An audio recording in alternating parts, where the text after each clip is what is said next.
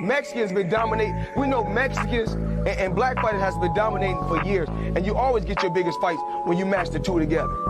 And Floyd, you know that. Floyd. And we know Mexicans been dominating. And we know Mexicans been dominating. And we know Mexicans been dominating. And we know Mexicans been dominating. And we know Mexicans been dominating. We know Mexicans been dominating. And we know. Look, whenever a man texts me and says, I hope you have a good day, I hope you have a good week, I hope that you shut the fuck up.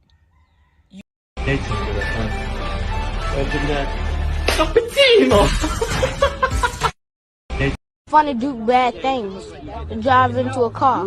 But did you know that you could perhaps kill somebody? Yes, but I wanted to do hood rat stuff with my friend. Fun to do bad things, to drive into a car. But did you know that you could perhaps kill somebody? Yes, but I wanted to do hood rat stuff with my friend. Fun to do bad things, to drive into a car. But did you know that you could perhaps kill somebody? Yes, but I wanted to do hood rat stuff with my friend. Fun to do bad things, to drive into a car. Look, whenever a man texts me and says, I hope you have a good day, I hope you have a good week, I hope that you shut the fuck up.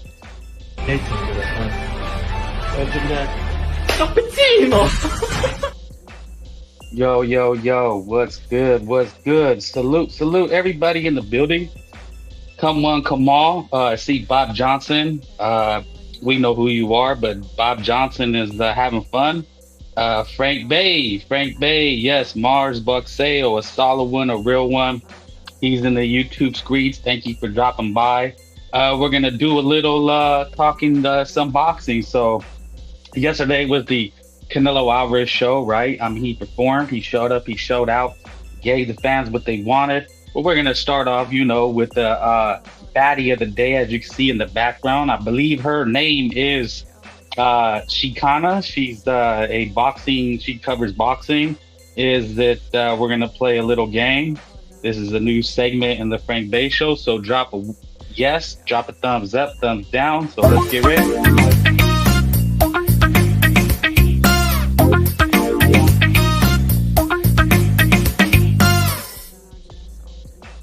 And now we're ready for Smash or Pass.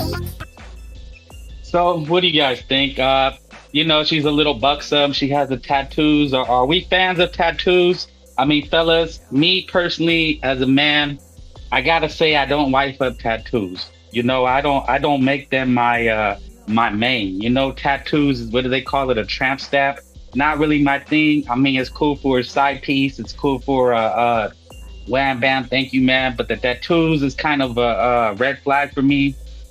She's a little thick. She's thicker than a Snicker. Do we like, Latinos, Mexican men? We like the thick ones. No tattoos. I agree, man. Tattoos is a red flag. Is a what do they call it? Is a deal breaker. I can't have a girl with more tattoos than me. It's very masculine to me. You know what I'm saying? It's like she wants to get down. She wants to throw up gang signs. I mean, she's sexy though. It is sexy. I like them on my strippers, not on my chick. You feel me? I like them on my strippers. I like them on my Hooters waitresses, but I don't like them on my chick. All right. Tell me if the audio's good. Thumbs up for the audio. If I'm playing some beats in the background, or if it's too loud, let me know. You guys are the show, man. The chat and the fans of the show. Her name's she goes by, it's like Chicana, but it's spelled with the X. Hit her up on Instagram, Twitter. She's all over these YTDC streets. She actually gets behind the scenes and she does interviews. She's a little far leftist, not really my cup of tea, but that's why we do Smash or Pass. It's a thumbs up, thumbs down. So yeah, there it is, man. But so you guys want to talk some boxing? Hit the like. Share after the video. Leave your comments. Yesterday was the Canelo Alvarez show, but I'm gonna get to some of the boxing news and notes. Right? Some people were posting some Canelo. There's a clip going around. Canelo, when Berlanga was trying to get dirty, Canelo was telling him, "Don't fuck with me." It was getting real testy, and when Berlanga tried to headbutt him, Canelo pushed back and socked him. And then that's when he got a warning. Berlanga had been known to be dirty. And little 5'7" Canelo Alvarez, man, he pushed back. So, Canelo Alvarez bullies the bully, that's what he does. smash for sure. So it's a smash. I got a smash in here. Yeah, man. It's to each his own, right? If you like the skunkas or you like the girl next door, me, I'm more the girl next door, girl behind the counter. I like them. I want to be able to take her around my family. But when it comes to a side piece or a side chick, I like them a little skunka. A little slutty. But yeah, man, boxing and chicks, man. That's what makes a man happy, right? She got to be able to make a sandwich, clean up a little, look good, and we do our part, right? So, and if she likes boxing, then that's a plus, chicks that I've been with, they watch boxing. Yeah, a lot of women, love boxing. They like to see men get it on, that don't get it twisted. Women are just as bloodthirsty and savage as any man. You know what I'm saying? And if you do a chick wrong, you might find that out. Hopefully you treat her right. But and hopefully, you have a girl that likes girls. I know girl, I've been with girls that like girls. They're not afraid to say, "Ooh, she's bad, she's sexy." So you don't want to prude. I like every type. Yes. Mexicans, I think George Lopez has a skit about how Mexicans are the horniest people on the planet, because Mexicans, Latinos, man, we come in all shapes and sizes, from extra dark to extra light, from ginger, to all shapes, colors, and sizes, is our culture, is our race, But if you like them a little darker, you like them a little taller, to each his own. But man, you know what? It gets me a little sidetracked here. So yeah, Canelo was fighting fire with fire there, right? But in the news today, we will get right to it. Turki Ali, right? I could, there's a boxing scene article, found this on Twitter. Turki Ali gave the WBC to is on boxing scene, right? Turki Rida season. Turki gave WBC $2 million and WBA $1.5 million. Retaliated against BoxRec after they refused to sell. Had boxing articles, bids they didn't like scruff in the internet, and in the midst of buying the ring to control the rankings. So Turki Ali is making his moves, and as you see, there was a Instagram post. A group of investors, one being Turki Alalshikh, have bought Ring magazine. I don't know if that's confirmed, if that's a rumor. Turki, a dictator. IBF exposes beta male. Yes, salute IBFP. I know he's a big Canelo supporter, and he's gone after Turki Ali. So that's what's next, man. What's next for Canelo Alvarez? What's next for Canelo Alvarez, and what's next for Turki Ali? So when posting who's next, we have Terrence Crawford, the winner of B-Ball Better Be a winner, Diego Pacheco, and Christian and Billy, right? So as far as Turki Ali, Turki Ali is on the Terrence Crawford side. So I just wanted to talk about it for a few minutes. I'm going to go for a few minutes, guys, and then I'll open up the panel for if anybody wants to hop on and make their comments. The one boxing website said his own have Canelo ranked number. Oh, is that? I thought I heard about that, man. Yeah, I know that there was some beef with the BoxRec and the WBA, and they had took the WBA off. So, Turki Ali, though, he had made it known that when he came into boxing, he wanted to create a league. And I actually did a video about that and how it was going to affect boxing. And as you see, guys like Inui, Terrence Crawford, Tim Tszyu, Canelo Alvarez, they've all turned him down, and it's no surprise that the money makers in the sport are the ones that have turned him down. So, I just want I want to know what you guys think. Is Turki Ali good or bad for boxing? That's the question. At first, I had said that Turki Ali was good for boxing, right? Because he came into the sport and he was talking it's just like a guy, right? When you try to pick up a chick, you tell her all the things she wants to hear, right? Like, yeah, I really like you. I want to date you. Let's go out, get her nice things, take her nice places. You wear your best clothes. You do everything to make her believe you're that dude, right? But in the back of your mind, and maybe in the back of her mind, all you want to do is hit it and quit it. Have you ever been in that situation? And it's like, should I tell her that, And chicks will ask you, are you serious? And that's what people are wondering. Is Turki Ali serious about boxing, or he's just doing this as what he's accused of doing? And what he's accused of doing is what's called sports washing. Because as you know, Saudi Arabia, they're in the goddamn desert. Let's be real. Like, boxing in Saudi Arabia, it's on like a Saturday afternoon. It's hot as shit. They don't allow gambling or liquor in Saudi Arabia. So when you're watching a fight, I mean, what is boxing without gambling and alcohol? Like, is that a boxing match? And, a lot of fighters, especially American fighters, are they willing to go over to Saudi Arabia? A lot of American fighters, like Canelo Alvarez, has no reason to go to Saudi Arabia. And, Tank Davis has no reason. Monster Inouye has no reason. But Turki Ali is being accused of sports washing. What he's trying to do is, Saudi Arabia as a whole, they have like golf and NASCAR. They're trying to build basically a city, like a vacation destination. But Saudi Arabia, as I've said, has a lot of controversy because they have some policies, some human rights violations. I don't know if it's they're against homosexuals or there's a lot of women's rights activists. So there's a lot of things going on over there. I'm not going to get political, but just to tell you, so they're trying to change their image, and they have a plan by 2030. You guys can look it up, do your research. But there's a plan for 2030 to basically make Saudi Arabia, a very big center of the world, like a New York or a Paris, right? And people can go visit. And boxing is one of the things they're using to sports wash, what people call sports washing. It's thrown around a lot. But basically what it means is they just want to bring sports like golfing, boxing, and golf, and NASCAR. I don't know about the NFL, MLB. That's very Americanized. Oh, soccer. They had Qatar, the World Cup over there. So they're doing a lot of things to make their place a destination, but they still have a very shady history and past. And like I said, you guys can look it up. So Turki Ali comes into boxing. He talks about he wants to make the biggest fights, and he wants to basically create essentially a boxing league, right? So have one league and the best fight the best. And in theory, that sounds good.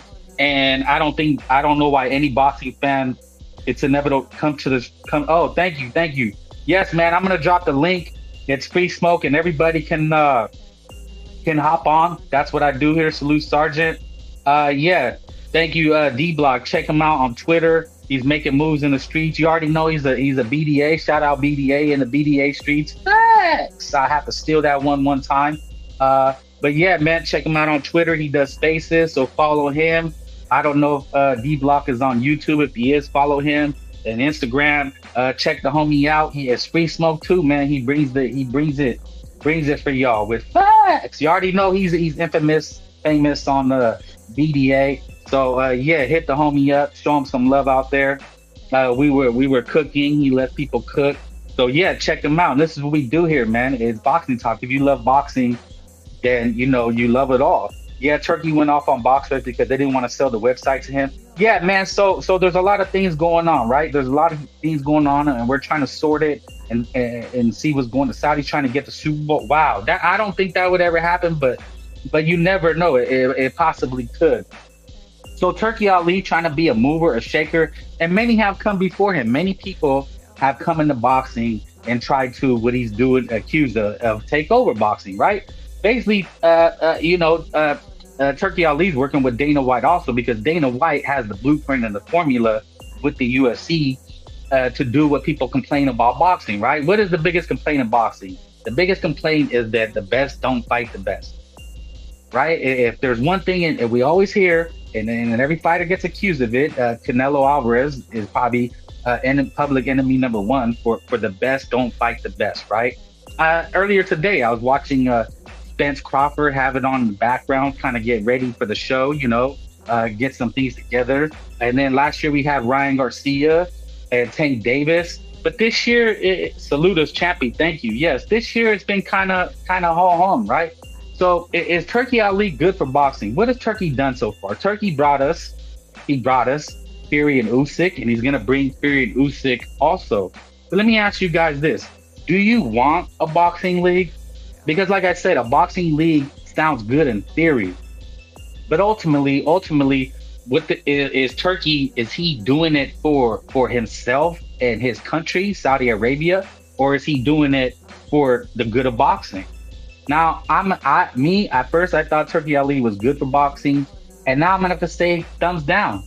Turki Ali gets a thumbs down from Frank Bay right now, right here.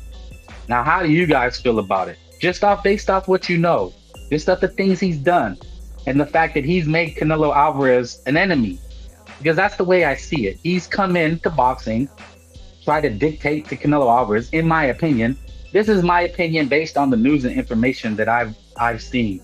Alfredo Contreras, thank you, salute. Okay, I'm gonna open up the panel. So if you want to jump on now and cook, tell me, drop the link. Otherwise, I'm gonna cook and then I'm gonna open it up. Alrighty.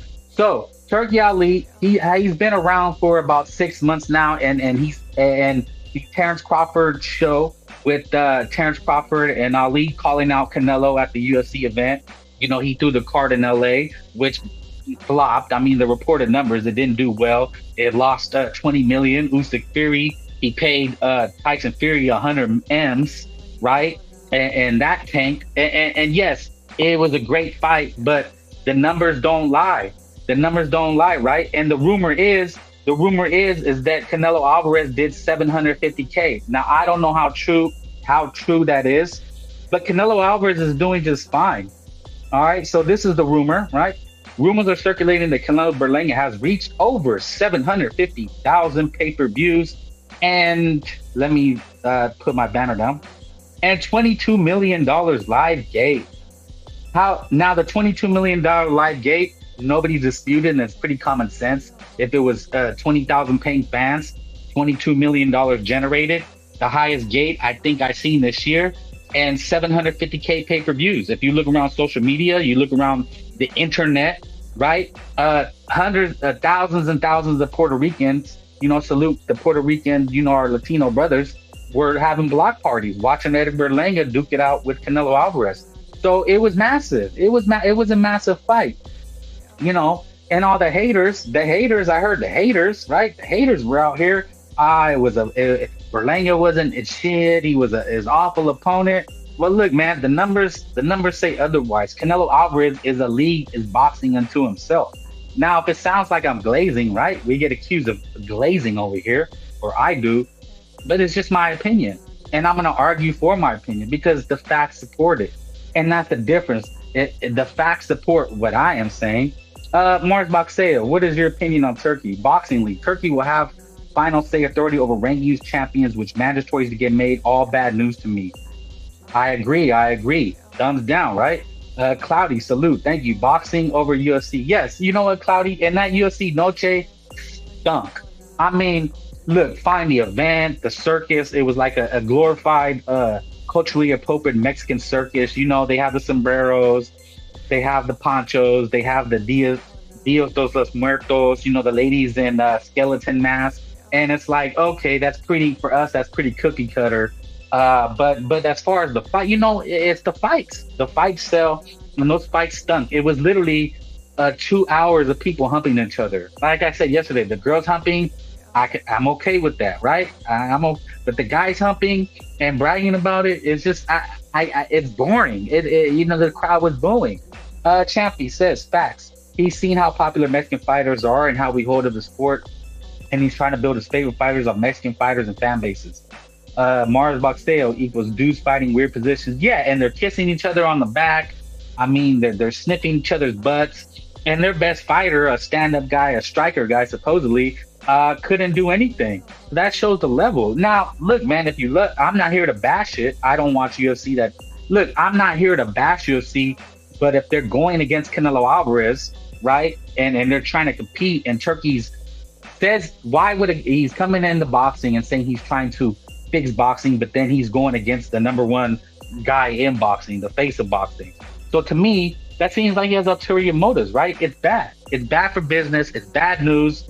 He's hitched his wagon to Anthony Joshua and Terrence Crawford, and Terrence Crawford doesn't sell. And look, man, the guy he hits his wagon to, Terrence Crawford, is out there getting punked by Teofimo Lopez. You know, Teofimo Lopez is out there up in his face. There's videos out there. You know, the first video showed that Terrence Crawford had punked Teofimo, but it looks to me the other way around. Teofimo ain't scared. He walked up to him and said, "Let's do it." You know, and Terrence Crawford said he's 37. He only wants the Canelo Alvarez payday, and I can't respect that. You know, they say that Canelo Alvarez don't fight nobody, but this guy, Terrence Crawford, America's #1 lover, right, isn't doing anything. He said he doesn't want to give young, hungry lions a chance. At least Canelo's fighting Munguia, Berlanga. He's creating stars on his way out the game. Boxing been owning UFC. They can't even pass the Jake Paul test. Facts. Jake Paul is beating all their fighters. Main event should have been Brandon Moreno versus another striker. Yeah, I mean, even Dana White himself admitted that it was lame. It was a lame fight, and all it was a circus. It was a circus to parade, you know, Latino tropes, you know, Mexican tropes, and try to culturally appropriate and get Mexicans to buy it. But the real Mexicans, the Mexican fans, they were at the Canelo Alvarez fight. I mean, look, man, they think they could fool us. You know what I'm saying? Turki Ali thinks he can fool Americans. I think, you know, I had Sobers was on here yesterday, and Sobers was cooking. Salute Never Sobers. You know, maybe he'll hop on and cook also. But we were talking about that. This guy, you know, he thinks he kind of has this high and mighty attitude, kind of this like, I'm better than you. And maybe he is, because he's rich as fuck. He has money to burn.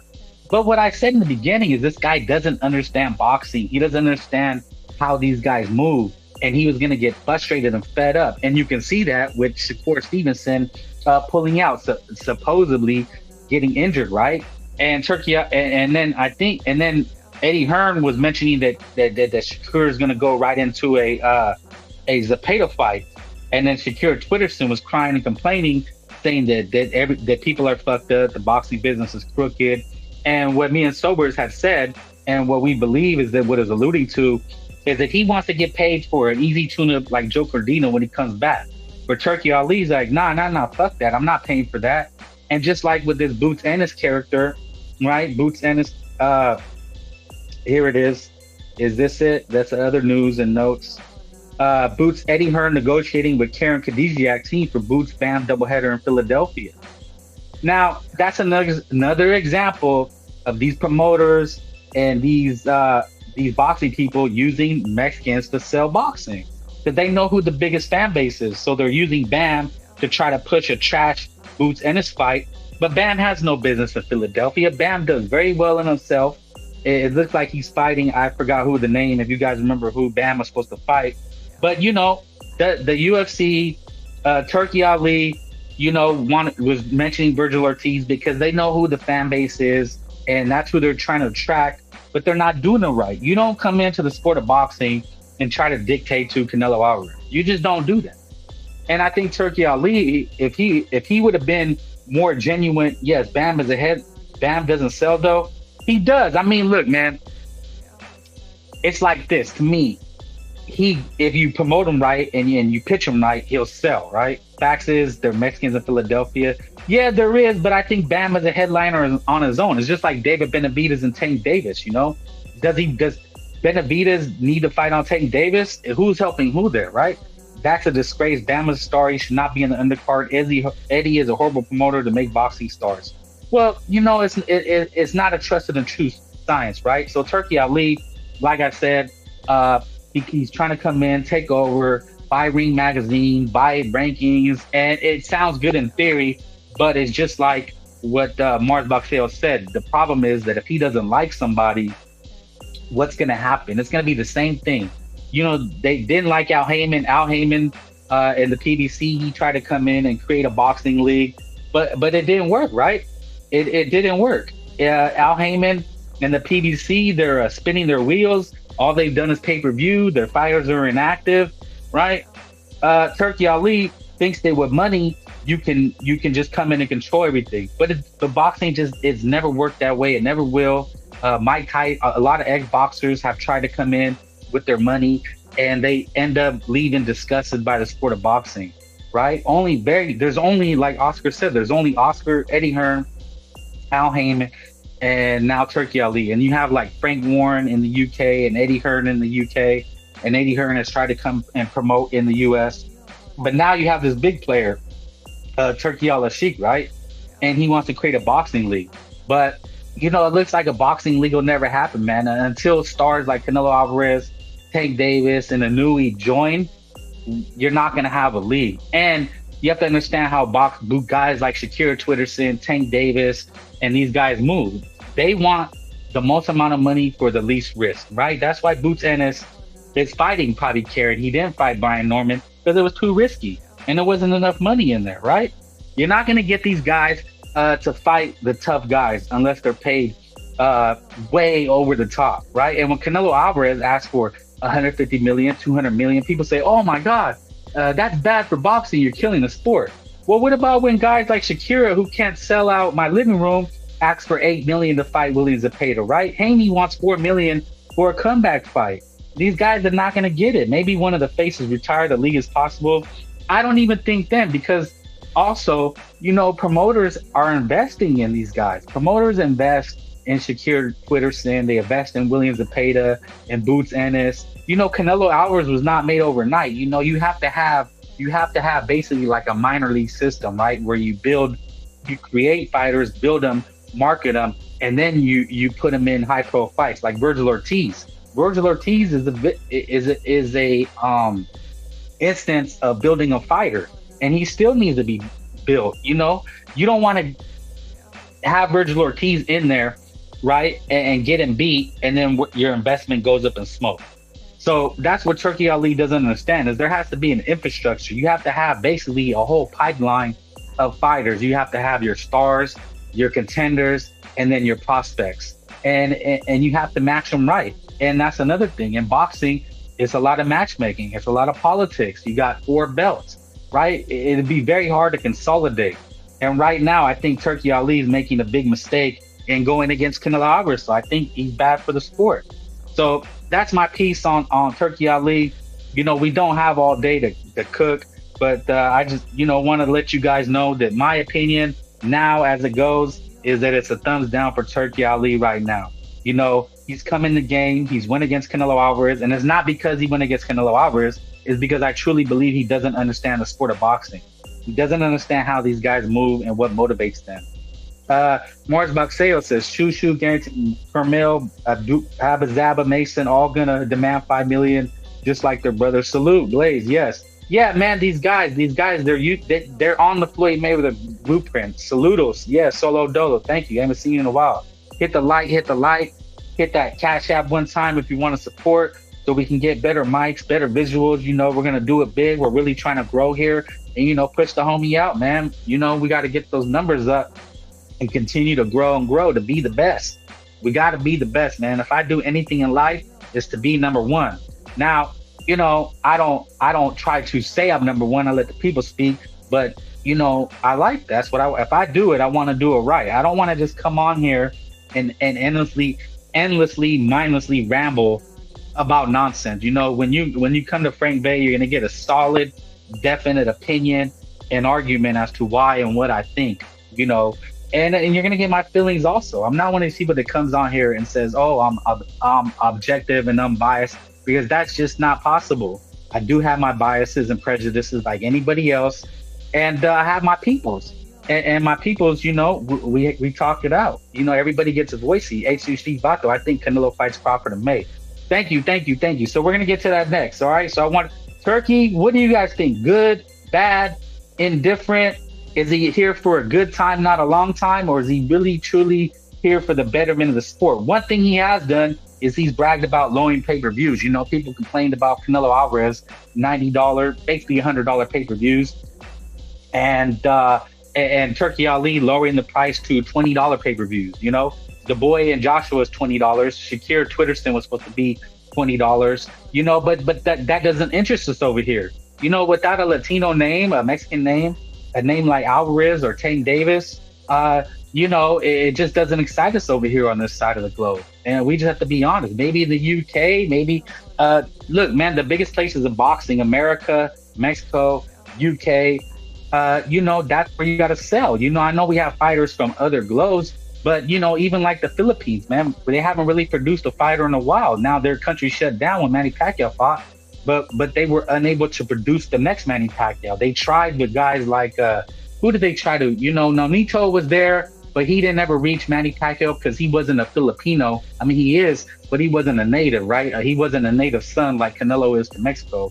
I think can anybody name? There's some other Filipinos they tried to create, but they weren't able to do. So let's go on. Here's the thing with Canelo, man. The guys like Crawford and Nui, they get these victory tours and laps, and they can do no wrong. But Canelo Alvarez, they're already asking, what's next? Oh, Mark Maxeo. That's what I was thinking. But he was never Henry Anjas. Yeah, it was Asher Labio. Yeah, there's been a handful, but they could never become Manny Pacquiao. They just couldn't. And I even think there's Manny Pacquiao Promotions. Who did he have? I think he has Jerwin Casamayor has taken off. Yeah, but they couldn't duplicate Manny Pacquiao, right? You would have to actually duplicate what he did, which is going 8-weight divisions, fighting Margaritos, De La Hoyas, and it's just not possible, man. So salute Manny Pacquiao. But they tried. Maybe that's why they call him generational talent. You'll never see it again. In our lifetime, we may never see another Filipino rise to that type of stardom. And to be honest, to be fair, they're only really in the lower weight classes. Now they have this guy Inouye, but can Inouye duplicate what Manny Pacquiao did and become a worldwide sensation the way Manny Pacquiao did? Maybe if he fought and beat Tank Davis, maybe. But yeah, man, it's really hard to do that in the sport of boxing. And TurkiAli doesn't get it. You can take a ready-made product. Anybody could do that. People have tried, but they always end up failing. You really have to build from the ground up the way Canelo Alvarez was built from the ground up. They tried to do the Top Rank is trying to do that with guys like Xander Zayas. But, by the time, this is how you know what realm Canelo was in. Xander Zayas would have been a global superstar. Xander Zayas would have fought Bud Crawford now. That's the level that Canelo Alvarez was at the age that guys like Xander Zayas, and I love Virgil Ortiz, and Boots Ennis. When Canelo was when he fought Mayweather, that's where Xander Zayas and those guys were at. And that would be like those guys fighting. It would be like Xander Zayas fighting Bud Crawford now. You know what I'm saying?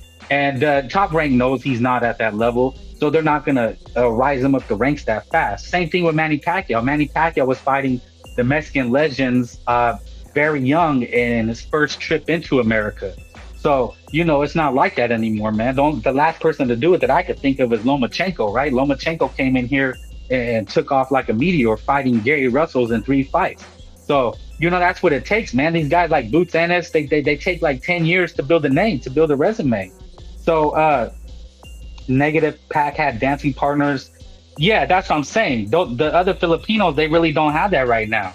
You would have to come in and try to get those fights. So what's next for Canelo Alvarez, man? That's the next thing we're going to cook on, and then I'm going to open up the panel. Terrence Crawford, who do we want to see him?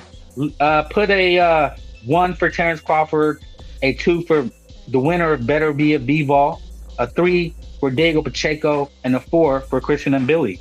Those are the rumors for Canelo's next opponent. And like I was saying, Canelo Alvarez, he doesn't get a break. They already want to know who he's going to fight next May. And, it's kind of a letdown, right? When we think about it, think of how hyped and how juiced even whether it was hate or it was love, everybody felt some type of way about Canelo Alvarez. Now it feels like, geez, what's next? And me talking boxing, it's like, man, what after Canelo Alvarez, what else? What are we really hyped for? Like I said, I was saying B-Ball rematch for Legacy. And Nui is out here fighting no-hopers. Yeah. How's holding the IBF belt that Canelo stripped from him? Okay. I'd rather see Benavidez versus Canelo out of rehydration. Yeah. I mean, look, man, me and Sobers were talking about it yesterday, and it looks like Benavidez and Canelo's dead in the water. I mean, I have to say it. That's what it's looking like. It looks like it's not going to happen. Maybe it's his last fight. Maybe it's next year. Whose fault is it? We beat this in the ground, but I think it's time to move on. I think David has a fight in December. Until we actually get them talking about fighting or negotiations. I think it's pointless to talk about Benavidez and Canelo Alvarez. I mean, they're in two totally separate weight classes. That's just what it is, right? So let's look at the next, and we have till May. It's crazy. From May to September is a quick turnaround, right? As soon as Canelo fights in May, we're already talking about his next opponent. But when you think about it and how much excitement and thrills it brought to the sport of boxing, and it's trending, and Berlanga's a star and he's doing interviews, and now it's like, what next? Last year was Tank Garcia, and then it was Crawford. It was Crawford and Earl Spence were the big fights. And then it was like, letdown. Then Crawford takes a year off, right? And he comes back and fight Madrimov. There's no hype for that. These other guys, Boots Ennis, he's not doing anything. Virgil Ortiz, I mean, he fought Bogachuk, but it took such a long time. So, there's no really moment. Ryan Garcia is suspended. Tank Davis, he's fighting another no-hoper. So it's like, man, what's there really to be excited about? Usyk, Fury, but over here, we just got to be honest. Over here, we really don't know. Skull for Canelo for a double undisputed. Yeah, what? I heard he's rumored to fight in Japan, which would be interesting. But is it really exciting? Look, man, I had said from the very beginning, I said it, I think a year and a half ago, that Edgar Berlanga, Canelo Alvarez was going to be a big fight. You could just see it. Edgar Berlanga brought the Puerto Rican fan base, and that really put him over the top. When Canelo Alvarez fought Jaime Munguia, it was two Mexicans, so they kind of take from the same demographic, so the sales are going to be a little different. But as for Canelo versus Terrence Crawford, that's what everybody's. Ed, did you see the fake undisputed? Yeah, I seen it. I was going to touch on that, and about Diddy getting arrested. We're gonna, I didn't even get no visuals for that. Damn, but I might touch on that a little bit to end when I end it. But Canelo Alvarez, what's next? Undisputed title sell, and it's a good storyline for Canelo. Yeah, it would be kind of weird, double undisputed. Like, as boxing fans, we know what really it is. But yeah, I mean, I guess in the history, according to history and record books, it would be double undisputed. But we know he was stripped. It was Fugazi style. It was all political. But yeah, I mean, in December, in a gimme fight, is it pay-per-view worthy? Now, people said Berlanga Canelo was not pay-per-view worthy. But Williams, Skull, and Canelo on pay-per-view, man, you'd have to have a stacked undercard. And even as a Canelo fan, I would have to wince at that, man. I mean, $90 for Canelo and Skull. Salute El Pachuco. They said was knocking. Y'all are hella funny, brother. Salute Ed Dog. Yo, you always bringing the funnies. I heard yeah, that's the rumor, man.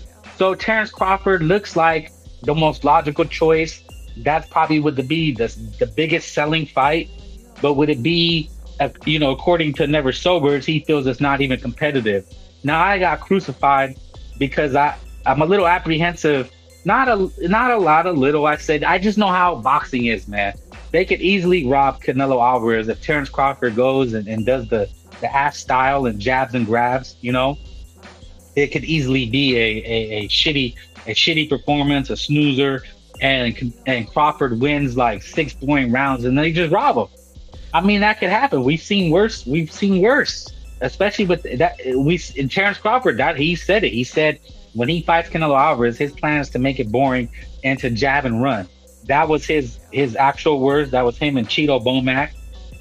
You assume the Japan fight would not. Yeah, if it's not pay-per-view, the even bigger points for Canelo Alvarez. I mean, how legendary would that be if Canelo gives the fans, like you said, a morning fight, Saturday or something like that, free for the world? I mean, his star would just magnify. I think that's the move, man. I mean, but if he tries to sell a Skull in Japan, he's going to get raked up the coals even worse. And I won't be here to defend that. I have to give it a thumbs down. Frank Bay, I'm honest, but I'm a little too honest, Would Crawford, no, they would need like the full 5 months to promote it from now until May. Cinco de Mayo, Canelo Alvarez, Terrence Crawford. I think it's a big, massive money-making fight. There are no challenges for Canelo at 160 or below. Yeah, that's just it. He's a victim of his own success. Diego Pacheco's not ready. I heard people talking about Diego Pacheco's good. He's not ready. he's a little light in the ass, man. Diego Pacheco is not ready. Canelo Alvarez would obliterate Diego Pacheco. I'm sorry to tell you, I like Diego Pacheco. I agree, but he's just no match for Canelo Alvarez. He's got skills, but I mean, we're talking about another 5 levels, dude. I've been saying this, Frank. Crawford knows his cuck American judge is going to give him 4. But yeah, that's what I'm saying, man. And you guys crucify me for saying that, but you got to know the sport of boxing. I mean, Floyd Mayweather arguably has 2 losses. Jose Luis Castillo beat Floyd Mayweather's ass and got robbed with the ass style. And in the rematch, it was even worse. He was running for his damn life. Marcos Maidana arguably beat the fuck out of Mayweather and got robbed. Pacheco drops Canelo with that sock. You know what? Look, man, he's good. He's good, but he's not ready. You got to understand me, man. Pacheco, name-wise, is not ready either. You know, Munguia had to beat Ryder and Dervinchenko, and people still thought he wasn't. Berlanga, just based on being Puerto Rican in the name, that's why he got the. Diego stands no chance. Yeah, you know what? And also, man, they want the Mexicans to knock each other off. Let Diego, you know, get some good fights and make some money. Don't let. I would just hate to see him ruined by Canelo Alvarez, man. You know, let him make some money. Beat Berlanga, beat Caleb Plant. Let him build his star power and his earning potential, and it wouldn't do very well. He's just not a name yet. A great fight would be Canelo Janibek. Yeah, Janibek already. He should. I would think if Janibek got offered, he'd do it. He already missed weight. 1 second. But I'm gonna open up the panel. I'm gonna drop the link in a few minutes, man. So yeah, they're mad Mexicans rule boxing, especially. Yeah, it never used to be like that, right? Mexicans, it used to be Barrera, Morales, Marquez were always known for the smaller weights. Now, you know, as time and boxing has evolved, you're getting these big as fuck Benavidez, Pacheco, big ass Mexicans, right? You got Jesus Ramos at 154. You got Virgil's big as fuck, and they want us to knock each other off, right? That's a conspiracy theory. And then you have the most logical choice. Looks like better Biev and Bivol. Now I imagine the reason why Canelo is angling for that now out of his own mouth. He said that is because, let's face it, hopefully Bivol, he could be better Biev. But you know, and I'm saying this as a boxing fan, that he gets a beating. It's gonna be hell to get through better Biev. You know, if better Bivol could win, but he could still take a hell of a beating. You know, and Bivol could get knocked out. And if Bivol knocks out Dimitri Bivol and he targets Better Biev, then you know Better Biev had a torn meniscus. He's always injured, and he's 41. Canelo could literally become two-time undisputed, but he would be the greatest Mexican ever if he beat Bivol and Better Biev. Richard Torres Jr., now the new crop, Julio Paras and Guerrero. Yeah, and that Oscars guy, Irete, he's big as fuck, man. Munguia's big. Yeah, these new crop of Mexicans are big as fuck, man. When the fuck did Mexicans fucking get this growth spurt, man? Everybody thinks that we're like these little 5'2" Speedy Gonzalez, you know, midgets throwing chingazos, you know? Let's see what Champy has to say. Facts, that's where the whole Benavidez fight narrative comes from. They want Benavidez to win so they can turn on him and send all their Crips like Morel to beat on Benavidez. Yeah, I agree, man. You guys get it. Munguia beat Ryder worse than Canelo. That was a good. Exactly. That's the sport of boxing, man. You got to build a name and you got to be able to sell yourself. Oh, Iriarte beats Abdullah. Oh, Iriarte is the biggest fuck though, man. How is that guy a fucking welterweight? That is insane, man. But yeah, he's up next, and dude, I can't see him being beat just off the eye test. Better Biev, even in defeat, will take his pound of flesh. The GMOs, there always been big Mexicans, just been shadow lurking. Yeah, maybe they've been trying to keep us out. Salute. Rambo, Twitter's played with Crips saying Canelo gets. Yeah, man, you already know what time it is. Emiliano big, Garcia big as fuck. Yeah, man, we're seeing it now, a revolution, right? It's no longer just the smaller weight classes. These guys are challenging all these big ass Eastern Euros and Crips, right? So what's next, man? And Billy's not a name yet, man. I mean, and Billy's just not a name yet. He's just not a name yet. I don't think. And you know what? The best fight would be, and in the background on the thumbnail, that's the Bud beats Canelo fan base, right? So we're talking about opponents The most logical, like I said, is Bivol better be it, and hopefully they beat the hell out of each other, right? They beat the hell out of each other. Mexicans will start dominating the porn industry soon too. Yeah. Okay, so we're at that point. I've been cooking. I had a couple more topics.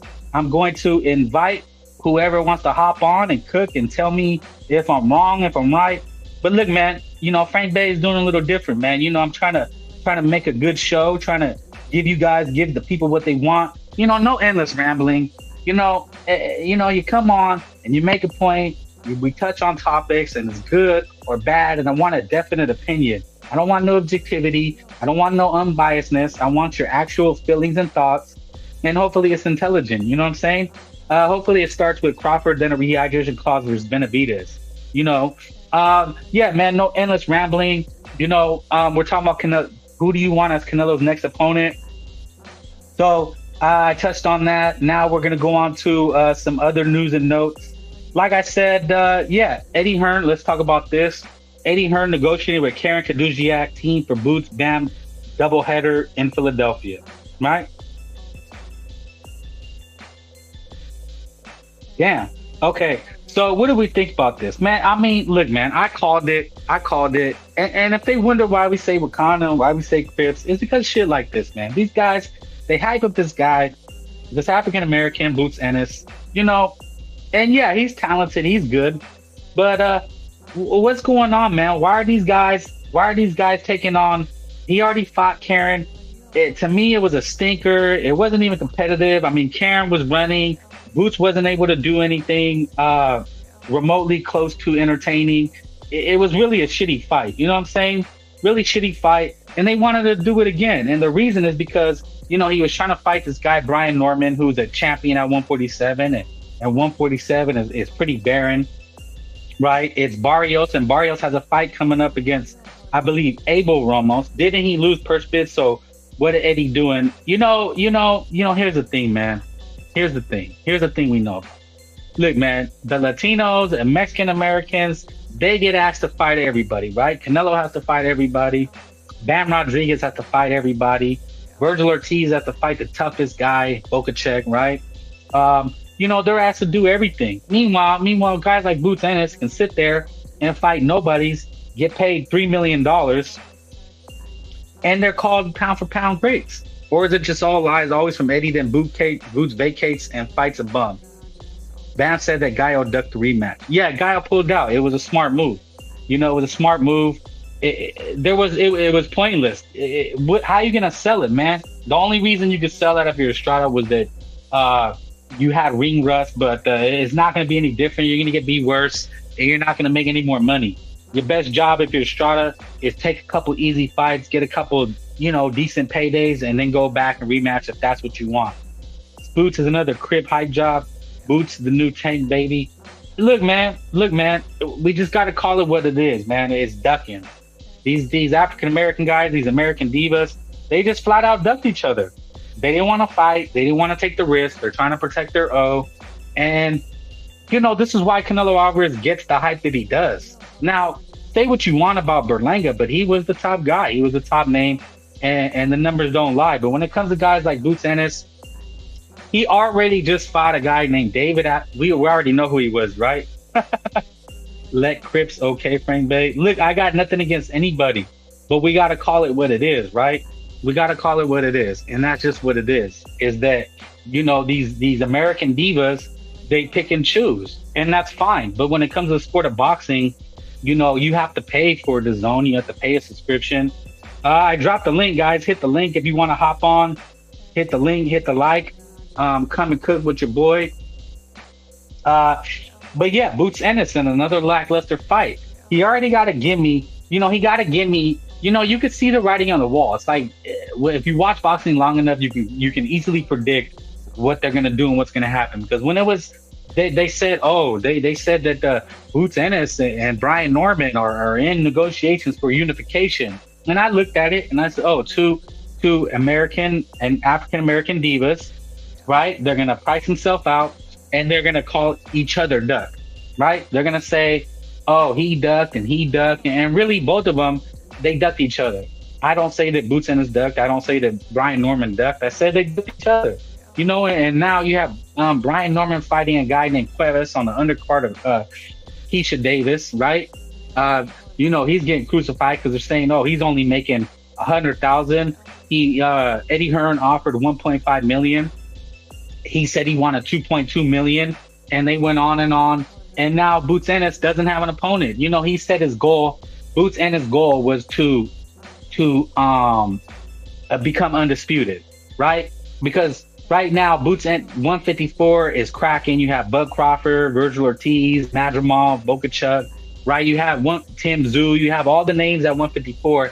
And Boots Ennis says, no, you know what? I'd rather stay at 147. Oh yeah, thank you, Javier Villa. Thank you. Salute. The guy that beat Romain Villa on the card would beat Norman Jr. Yeah. And that's another thing. Boots Ennis gets best win, right? Romain Villa. There was assholes trying to say Romain Lettuce Villa was a killer, just got knocked out by a journeyman Mexican, right? I mean, like I said, Mexicans are asked to beat on everybody and be on everybody's card. And, they're asking Bam Rodriguez to help Boots Ennis. They asked Benavidez to help Stank Davis. Look, man, we see what time it is. You got to see it for what it is. You got to see the writing on the wall. And that Frank baby, I just tell you, like it is.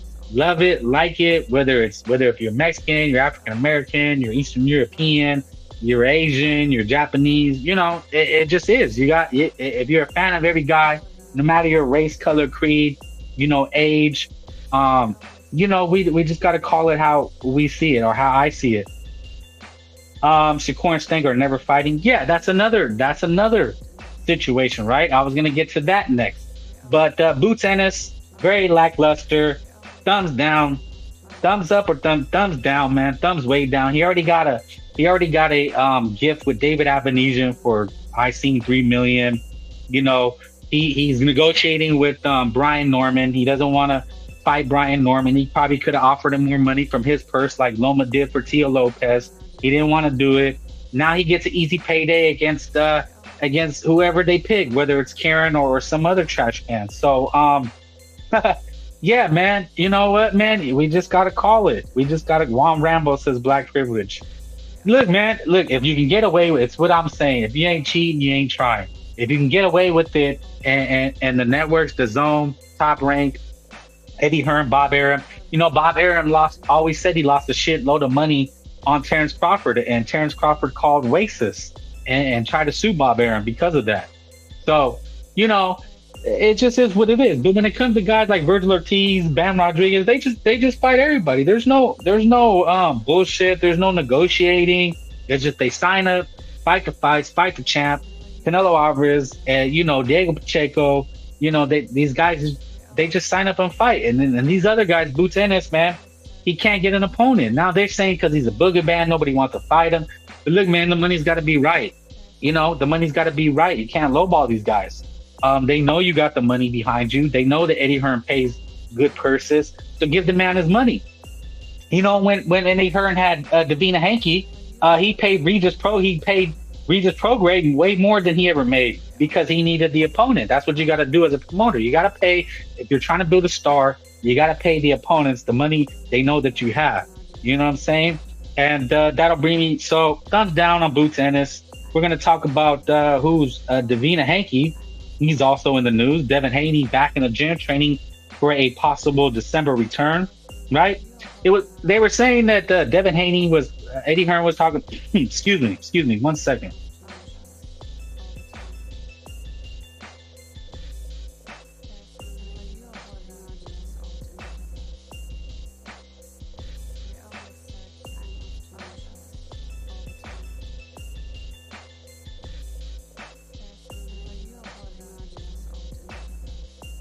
Excuse me, sorry about that.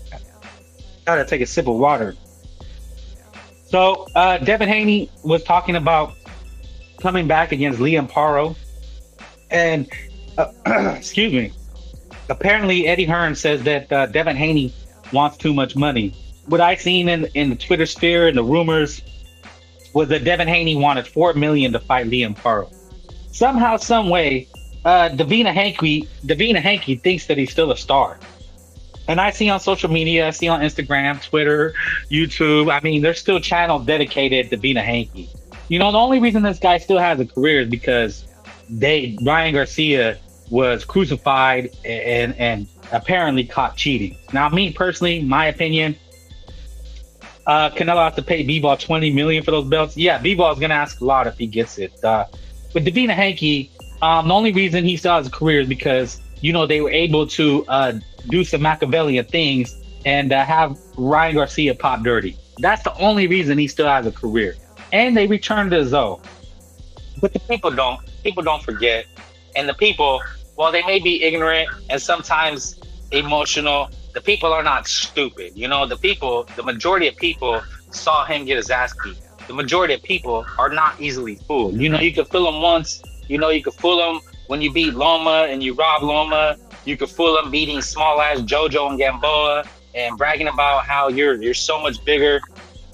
Javier Avila says he's fighting power. Remember that the IBF has a weight class no more than 10 pounds.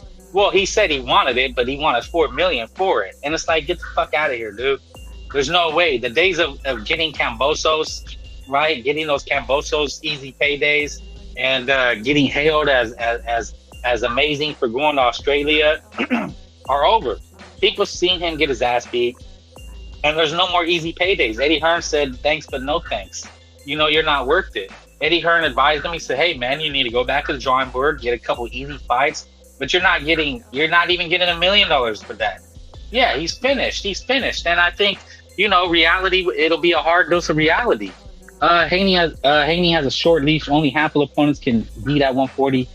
He moved to 147. He's getting knocked out. Yep. It's only Eddie Capping going to keep Haney naming the media. He was never going to take it. That's what I thought. And Juan Rambo says a lot of weight bullies avoid the IBF because of the rehydration like Benavidez. Yeah. You guys are on top of it, man. You guys know boxing better than me, right? I mean, that's why I do it, man. It's hard to know everything. I try to just come on here and talk my shit, let my opinion be known, support it with a few facts, and see what the people think, People keep me honest.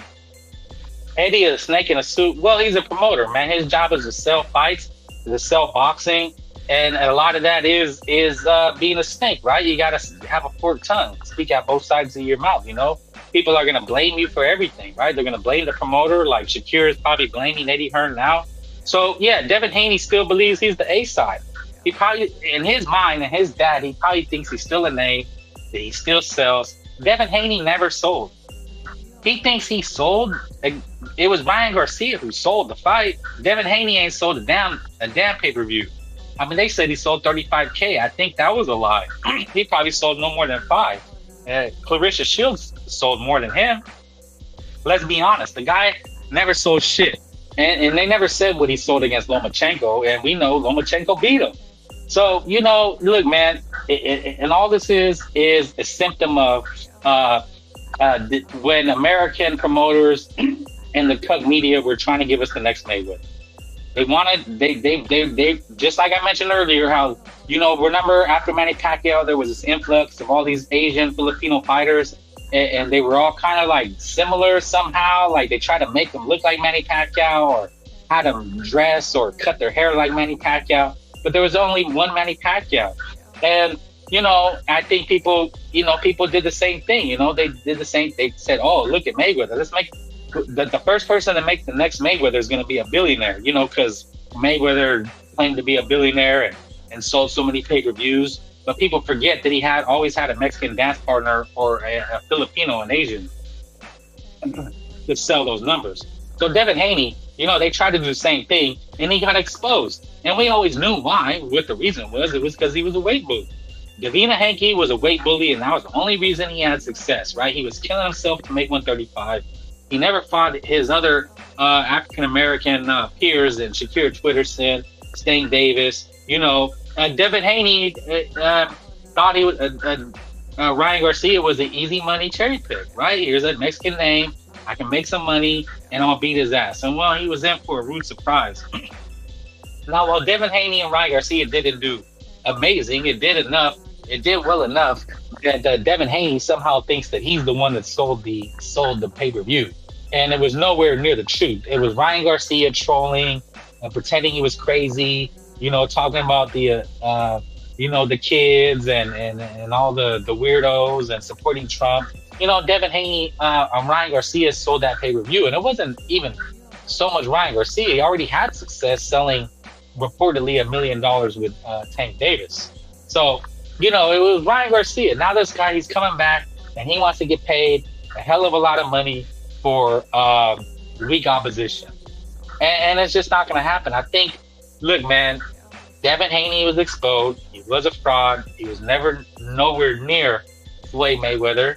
Not that Floyd Mayweather, to me, was the greatest fighter, but Devin Haney was just an average that fought somewhat like Floyd Mayweather. That's all he had going for him, is that he was African American, and he fought in a Floyd Mayweather safety first style, jab and grab, and they said, "Oh, that's a masterclass," right? Remember when Devin Haney beat Roger Prograis? Oh, that was a masterclass. No, that was a boring ass fight. Devin Haney never had no power. He had no killer instinct. They crucified Canelo because he doesn't get a stoppage, but they call Devin Haney a masterclass. So, like I say, hit the like, brothers. Hit the like. Hit that Cash App one time. If you want to support the show, gotta hit the comments. Share this shit. Tell your brothers, sisters, aunties, everybody's. We talk real good boxing. So moving on, let's get to some fights. Cover the boxing news. I noticed we have Jaime Munguia and Eric Bazinian. Now, I know Oscar had commented on that Jaime Munguia was still a Golden Boy fighter, but I seen on ESPN Jaime Munguia was talking about that he's with Top Rank now. So I don't know who. Maybe Oscar still promotes him, but it looks like it is true. Bazinian gonna win. Bazinian, I have to watch a little bit more tape. He's undefeated. He's a Canadian. He's a threat. We know Jaime Munguia is a good fighter. I think Jaime Munguia is a good fighter. I think he showed that he was a good fighter against Canelo Alvarez. He went 12 rounds, got dropped, but he actually won a few rounds. Salute BDA. Like, subscribe BDA. Best show, hands down. I'm just trying to, be somewhere near the BDA show. But yeah, man, salute BDA, Javier Avila. Yeah, the Friday night, Munguia Bazinian.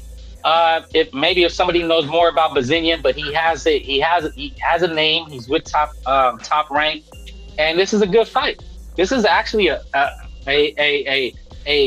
risky fight for Jaime Munguia, because of styles. Bazinian's a boxer type, right? It's not out of the realm of possibility that Jaime Munguia could get outboxed. Derevchenko was boxing really well against Jaime Munguia. Jaime Munguia is a face-first brawler. He wants to beat you down like he did against John Ryder. Munguia and Berlanga have better resumes than Bum Boost. Let that sink in. Yeah, well, you know what? They're active. They have a decent fan bases, and they're fighters, man. They just want to fight. 1 second. So, and that's actually Friday night. So ESPN is doing a really good job promoting Jaime Munguia. I was surprised to see it. They did like a 30 for 30 special. They're really heavily promoting Munguia because they know he's an action fighter. Shakur Stevenson left him, and they replaced him with Jaime Munguia. I mean, I think it's a smart move. Scoots. It's a brilliant move, a brilliant promotion. And this is a Friday night fight, so boxing is alive and well. I know we say boxing is dead, but you know what it is, man, is we need more things like this. 3 days to go. It's a competitive fight. I will look into it. I'm going to do an actual breakdown. I'll do a little more film study. I'll present the odds. I want to do a segment like that. Hit the like, hit the link if you want to hop on, if you like what you're hearing. But yeah, good fight. I don't know if Emiliano Vargas, Nico Ali, Walsh are in the undercard. They're usually, decent names, prospects on these top ranked undercards. But it's a great fight. It's Friday night because it's a great card. Yeah. They always Top Rank does. This is what Top Rank is good at. It's just giving. They don't do the big shows anymore like they used to when they had Pacquiao, but they do these decent fights, that are free. Well, it's not free, but it's on ESPN Plus, and that's what boxing needs, man. There's more fights, more events like this, and they're smart, right? They're putting an action fighter a guy who's going to provide entertainment that they know that people will not watch when they watch Shakir and be like, man, I'm never watching boxing again, you know? The guy, they're going to have 122 guy who's a beast too. Okay, Beltran deal was he gets to bring his prospects to the States up. Yeah, I've heard of that guy, Fernando Beltran, heavy promoter in Mexico, has a pipeline, brings these guys to the States. And from what I've seen, Jaime Munguia is back with Eric Morales. Now, I thought he was with Freddie Roach, BDA, also a Canadian, going for his countrymen. Bazanian is decent, but he hasn't impressed me so far. Then again, you don't have to be impressive to give Munguia a good fight.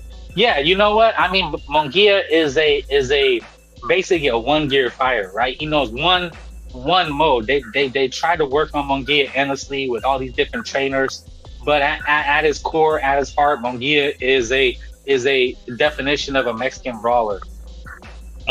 So you know, but he's gonna make for good fights, and I think at this point that's all we really want, right? We want action. I'd rather have somebody more limited like Munguia than a supposed masterclass like Shakur Twitterson, right? So it should be entertaining, right? It should be an entertaining fight. And Munguia with the victory, he gets back into the 168 picture. He has, Top Rank also has Christian and Billy, which could be a hell of a fight. You know, Christian and Billy is lurking. He's making a name. Imagine a barn burner between Jaime Munguia and Christian and Billy. I mean, that would be an action-packed fight. Mexican boxing today, is it? No, I thought Wednesday is pro boxing. A lot of people are saying Munguia will have improved after Canelo fight. Are you expecting that? Yeah, you know what, man? I don't think you can go backwards, you know, BDA. I don't think he'll go backwards. Will he revert? You know, because I think he gave a good accord of himself. You know, if we think, let's take Canelo out of the picture. Let's just say Canelo's number one. He's pound for pound, and you judge his opponents and how they do by that measuring stick. Now we got to take the whole Canelo, take that out of it and just look at it from the empirical evidence as Canelo being still number one. You know, I think the only thing you would look at was the only measuring stick would be how would Munguia fare against Berlanga and how would he fare against Benavidez? Does Benavidez beat up Munguia worse than Canelo did? Because that's really how we judge fights, right? Munguia was judged on how he did against Ryder. It's like, oh, he stopped Ryder before Canelo did. It's like, well, to be fair, you know, Canelo beat the shit out of Ryder. So, you know, that's why we talk, man. Hop on, BDA, if you get a chance. If not, if you're entertaining some lady friends, I get it. You know, hopefully. But you said you go quick, BDA. So I don't know, man. Would love to talk to you if you can't. Maybe when you get a chance. But that's a good conversation. What up, BDA? Yeah, you guys. I have a feeling he'll regress with Eric Morales. Freddie Roach had him sharp. Yeah. You know, he's back with Eric Morales. But look, man, there's only so much a trainer can do. But the reality is, Munguia is with Top Rank now. He's getting heavily promoted. It looks like an Billy fight clash could be later next year, which would be amazing. I think that's definitely a fight of the year. So Munguia has a bright future, and the Canelo fight didn't hurt. You know, it helped his bankroll, and but you know what, a loss and it's over. But that's all the boxing, right? You know, if you lose, it's over, and so Munguia has to keep winning. You know, same with Berlanga. But look, man, after facing Canelo Alvarez, the only way is up, unless he breaks your orbital bone like Billy Joe Sanders and you retire. But Munguia, even before Canelo Alvarez, I was a fan. He almost fought Triple G. That's all you have to know about Munguia. Was his competition lackluster? Was he protected? Sure. But, you know, I think we're all going to tune in. I mean, you know, he's a big-ass Mexican fighter. He has a name. He has a Mexican fan base. And we'll see, though, you know. But again, if he loses, then it's a wrap. Yeah, that was funny. Wow, Ultra Instinct is back.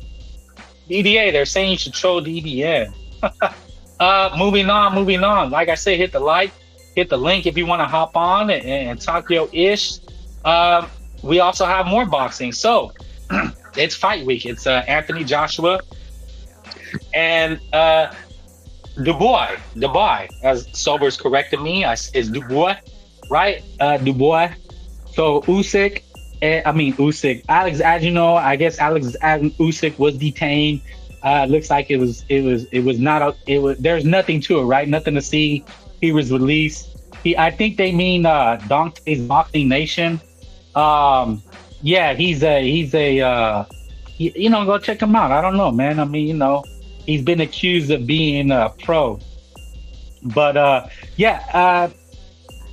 a lot is that there's so many Alonzo Amazing. I don't know who the real one is.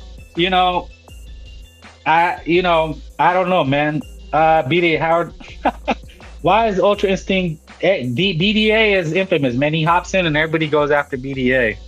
BDA is a real one, man. But salute. That guy. I guess he's in Thailand. He does a lot of haterating. But look, man, that's what critical thinking is. You come in and you make your decision. I don't try to tell you what to think. I'm gonna present my case and my argument, and you guys tell me what you think. Am I full of shit? And that goes for everybody. BDA, I don't feel like going over. Yeah. You know what? I used to entertain, but I don't suffer fools anymore. I can only listen to a handful of shows, and sometimes I can only listen for a few minutes. But guys like Dante, I can't stomach. I just can't do it. And honestly speaking, BDA is one of the only shows I can really watch all the way through. And the reason is he's pretty fair. He has his opinions. Some of you guys like it, some of you guys don't. But he lets everybody speak, and that's one of the things that I try to emulate. Is that even if I don't like your opinion, I will let you have your say. But I'm getting to the point where I'm suffering fools less and less, and I really don't want to argue too much. I want to argue if we're going to get somewhere, right? So anyway, back to boxing. So we have Joshua and Du Bois, and I'm going to give my grade and breakdown, but right off the bat, BDA said he's buying it, and I respect that, and that's one of the things, we're talking about TurkiAli said he's going to do. He's going to lower the pay-per-view price. It's $20. It's $20. So, guys, is it a thumbs up or thumbs down for this Anthony Joshua card? All around. I think this was what Shakir Twitterson was supposed to... No. That's the better be a B-ball. Okay, I think $20, that's a bargain. Yes. I'm going to give it a thumbs up. Because when it comes to the sport of boxing, there's only a handful of stars. And, Joshua Du Bois, is it a super fight? Is it a mega fight? No, it is not. But you can't hate on the facts, right? And the facts are that it's going to be $90K, sold out. It's going to be hyped. It's going to be a banger. And that's what matters in the sport of boxing. One of the things I notice content creators, YouTube people, Twitter, the journalists, or people who claim to be in boxing, they always shit on the fans. Oh, you're a fanboy. Are you fanboy for this person? You fanboy for that person? And I'm like, dude, one of the things I'll never do is shit on fans. I'm a fan. If you like a fighter, you like a fighter. The only difference that I think where I separate myself is like, if I don't like something, I usually don't go on 2-hour, 3-hour live and rants about how much I hate it, like they do Canelo Alvarez. People make 6-hour streams about how they hate Canelo Alvarez. But at the same time, I will never go on a 6-hour stream strictly talking about Canelo Alvarez. What I want to do, I want to salute Isaac Bermudez. I want to talk about the sport of boxing. I'm a fan of the sport of boxing first, but I am a fan of fighters. I'm a fan of Virgil Ortiz. I'm a fan of Anthony Joshua. Look, man, he fought Alexander Usyk. He likely will fight Tyson Fury. TurkiAli said he wants to do that. So, I said TurkiAli was bad for boxing. I give him a thumbs down, but that's only because I don't like what I'm hearing about him messing with rankings, trying to buy being manipulative. That he gets a thumbs down for being manipulative and going against Canelo Alvarez. But in this instance, if it's just isolated incidents with Frank Beterbiev minus 100 underdog, okay, it's 50-50 fight. Yeah. In this case, Daniel Dubois, and Joshua, right? Are we buying it? Are you guys buying it? Now, I know it's only $20, but you know what? It to me, it's not even the money. It's not even the money. Like, I was never going to buy Shakur Twitterson and Joe Cordina. I don't care if it was $5. I'm not gonna buy it. the Turkey Diddy Alalshikh. Yeah, man, he's really looking more like a sugar daddy more and more. So, yeah, thank you guys. Hit the like, hit the like. Hit the link if you want to talk on, if you want to jump on. Yeah, that's the other news. And so yeah, Turki Ali I think there will be a documentary when he's out of the sport of boxing. But kudos, congrats to Du Bois, a solid contender. I thought he might have beat Alexander Usyk. It's debatable. I didn't think it was a low blow. People said it was. It's a judgment call. But I thought he could have been undisputed champion. But I thought he also quit. He quit against Alexander Usyk. He comes back, has a decent win. Off the top of my head, if you guys, I'll go back and do the study. But Anthony Joshua should be the heavy favorite. He's still the star. What happened with BDA? I heard he was with Kendrick Lamar. Yeah, I think BDA is at these fights, man. He says he's in Canada, but I think he's a player at these boxing events. Salute BDA. Everybody's going after BDA. Canelo versus Berlanga, 750K. Rumors, reports, and videos keep saying it. That's a major dub. Well, look, the $22 million live gate is factual. The 750, nobody's disputing it. So we shall see, man. Look, we just got to be realistic and say that nobody knows for sure, and they usually don't list it. All right. Better be of the underdog book. It's because the meniscus tear. I don't even know who Kendrick Lamar is. Now we know what Ed Dog listens to. It's Bud Crawford. Bud Crawford is actually Kendrick Lamar. It was just revealed. He was behind the scenes with Rihanna. BDA, do you know who Rihanna is? Man, BDA is not safe anywhere, man. Salute. He's taking shots, man. Why is everybody throwing BDA catching strays out here?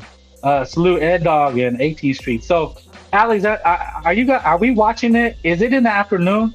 Yeah, no, he's not a punching bag, man. You know what it is, man? They just go after who they want to take you down a notch, BDA.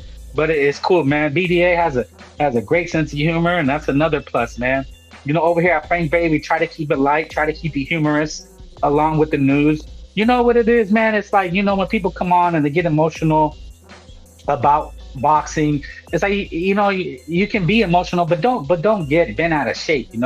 Keep a sense of levity and joy and happiness, and make it fun. Don't be a Debbie Downer. You were talking about Rihanna. Yeah, I think BDA has Rihanna in his phone. I think BDA likes a little of that chocolate every now and then. Fights in the afternoon are better. They are and they aren't, because for me, the Canelo fights are an event. My family comes over about 5 o'clock. We cook carne asada, and everybody gets drunk and leaves blasted, high and drunk, and you leave late at night and you spend all day. In the afternoon, it's kind of like, what are they going to come over at 11 in the morning? I don't want to see my friends and family at 11 in the morning, and then I don't want them there all day. You know what I'm saying? Yeah, once it hits 1 o'clock and you start spilling drinks, get the fuck out of my house. Turkey is losing $10 million on Crawford, while Canelo is bringing in $22 million live gates. See, man, BDA said throw them shots. He's on the back foot, and he's gonna make you miss and pay. Whoa, what's going on, man? Is this the BDA show now? Damn, BDA hasn't been the same since he watched the J-Lo documentary. Said it changed his life. Was BDA a background dancer? She likes the dancers. Prediction for Canelo. I thought it was 500K. I'm gonna say 600,000. I'm gonna lowball it just so I'm always right. 750K.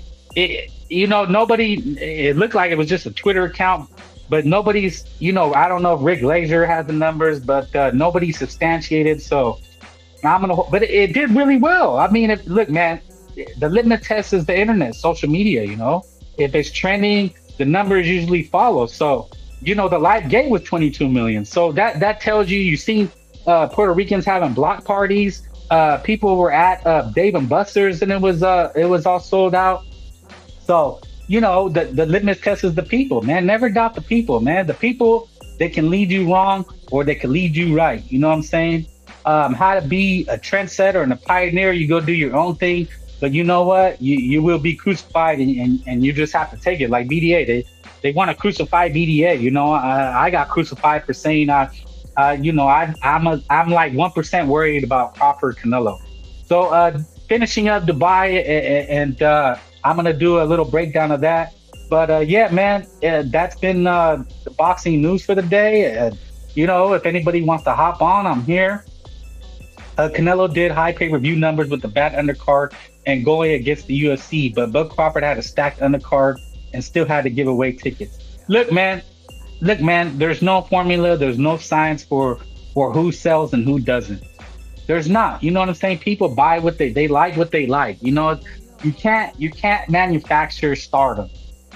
Now they try with guys like you know, we could talk about, let's talk about P. Diddy. I guess that's the news and the rumors. What's there to talk about P. Diddy? I want to hear the chat. Give me what you want me to talk about P. Diddy, because, you know, I don't really like talking about politics. I don't talk about the Donald Trump and Kamala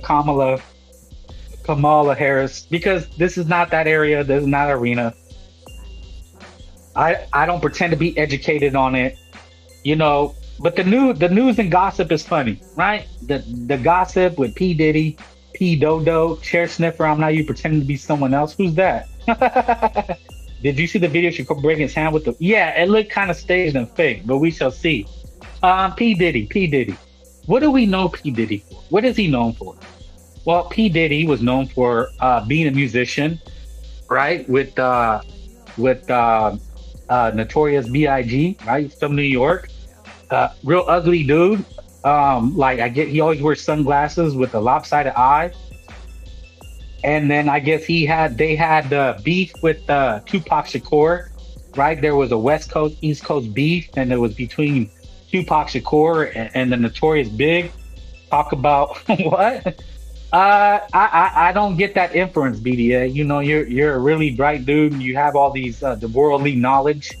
You know, me, I don't. You know, I'm not as smart as I used to be. I would say. You know, I used to be really into the news and politics, but after years, I find it to be kind of tiresome, and sometimes, and it's really hard to know who's telling the truth, right? Frank playing it safe. Yeah, man, I don't want them to come after me like they did Ryan, you know? No, man, you know what, man? I just talk about what I know. I can't know everything. It's boxing and Pete Puff Daddy. So Puff Daddy, Frank with the ass style. You know, yeah, I'm on my back foot, man. You know, I'm jabbing and bobbing and weaving, you know? So Puff Daddy, like I said, and then Notorious B.I.G. was murdered. Right, he was murdered in L.A., and then Tupac Shakur was murdered, and then Puff Daddy got with J-Lo, and there was a gun incident, and he rose to fame and fortune, and now Puff Daddy's been arrested. Puff Daddy has been arrested, I believe, by the feds. You know, they raided his house a few months ago, and there was videos of him beating a woman, and I think some woman named Cassie, one of his musicians. They had him beating her in a hallway or something. You know, there's rumors of pool parties, and again, all this is allegedly. You know, we have to wait for the trial and everything to come out.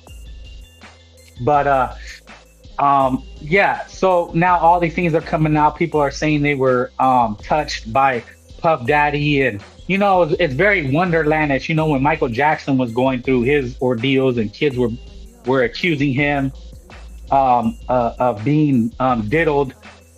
You know, Michael Jackson was exonerated. You know, he was found not guilty. He paid off the people, and now Puff Daddy, I guess, has paid off people. The booty bandit under custody. Yeah. So what is the truth? I don't know the truth, but here's using my mind, and I will get controversial, BDA, if you're accusing me of playing it safe. But it's just common sense, man. Most things in life, they're truly common sense, right? If you think about it, right? Now me, I'm a regular Joe. I'm an average Joe. I have a regular life, right? I have a family. I have work. I'm not rich, and I'm not poor. You know, I wouldn't say I have a ton of worldly power, but I have friends and family that are in high positions, I guess you could say. Um, you know, but I'm not like a person of power like Puff Daddy is, right? Is he worth, how much is he worth? $100 million? Yes, I heard that. He had thousands of bottles of lube. Yes, very weird. But here's one thing I do know, right? You got to use common sense. And one thing I've seen in my life when it comes to fame and fortune is that there's always a price to pay. In life, there's a price to pay. Okay? And I thought about it. I said, you know, in life, if you want to be rich and famous, there's no shortcuts. There's no easy roads, right? If you want to be a doctor, if you want to be a lawyer, whatever you want to be in life, there's a price to pay. You know, if you want to be a doctor, if you want to be a lawyer, you can't just wake up and go study and be a doctor or lawyer. You actually have to pay, right? If you want to go be a CEO of a company, you need to go out and pay, right? Unless you start the company from the ground up. But most things in life, for the average person, if they have ambitions and desires, you got to pay. And to be a doctor, depending on your school or where you want to go, you know, you're looking at 150,000 to tens of thousands of dollars. P. Diddy, also great, gay sounding name. It fits. Yeah, it's very suspect, right? But you got to pay. You got to pay for everything in life, right? If I want to blow up on YouTube, if I want to blow up on social media, you got to pay. You know, when you see people doing interviews, you got to pay. You know, you're a musician, you're an actress. We've heard of the casting couch. Anything in life, you got to pay the cost to be the boss. You do. You do, man. You have, whether it's your time, whether it's your energy, whether it's your hard-earned money, whether it's your body, there's always a price to pay. So when it comes to Puff Daddy, I don't feel there's any victim. And I know I'm gonna be crucified for saying that, but I need to explain. Why is this a victimless crime? Because these are unless they find that there was the trafficking, if there was children or things like that, you know, where it's real evil things going on, you know, we shall see. But if it's a woman who was taken advantage of, I don't have a lot of sympathy. If it was a man that was taking advantage, I don't have a lot of sympathy because, you know, a lot of these people were trying to become rich and famous, you know, clout chasing. You know, they're trying to climb the corporate ladder, climb the social ladder. And whenever I've met people in positions of power, whether it's the CEO of a company, whether it's someone that owns a business, whether it's a police officer, whether it's a person in the military, anybody who's gotten to a position of power, in my knowledge and experience, has had to do something. Okay? When you see people at the top of life, something has happened or they've done something that they may not be proud of, right? It's why when we see, you know, Britney Spears, we see Oscar de la Hoya, we see Will Smith, you know, there's always like this humiliation ritual. So you get all the way to the top, right? You climb the social ladder, the corporate ladder, and then out of the blue, these people have mental breakdowns, nervous breakdowns. They have these very scandalous, dark stories surrounding them. What are they abusing people, or they've done people wrong? And that's what I mean, man. Life is a social climb. It is that people want to be on top. Frank, just say you condone this. No, BDA. I'm saying that the people that are going to cry victim are not necessarily victims. Now, remember Bill Cosby, right? Bill Cosby had, I guess, drugged all these women and took advantage of them. Now, are they victims? Yes. Did they deserve what happened? No. But at the same time, my common sense tells me, and we see this a lot of times, a lot of women prey on people like Bill Cosby. They prey on these male superstars and they use and abuse them. They try to set them up so they can get paid. You know, we see a lot of athletes, women hunt athletes to get pregnant by them so they can be supported for the rest of their life. This is just a fact of life. This is just something that is normal. And if you're an athlete, if you're a man of power, a man in position, then, you know, you have to understand you're a target.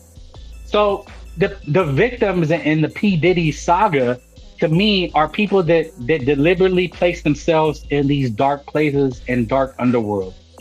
Puff Daddy, when you had to know there were things, there's drugs, there's violence, there's probably prostitution, there's dark things going on. And when you're in that life, when you're in that lifestyle, it is up to you as a person with good common sense to not to take yourself out of that.